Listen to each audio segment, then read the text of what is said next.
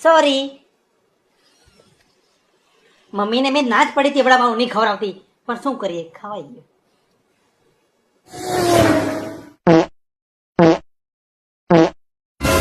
Oh my God, છે તન ધડાકા. દાંત કાઢવાની જરૂર નથી, ઇડિયટ. હજી તો 7 ધડાકા બાકી છે. It's gonna be a structure significant data analysis. My God, bloody hell, it's God save me. Hello. હા બેન, એક ભૂંડી પાદણકીમાં હલવાણી છું. હા, આ વિચારની પાદાપાદ થાય છે.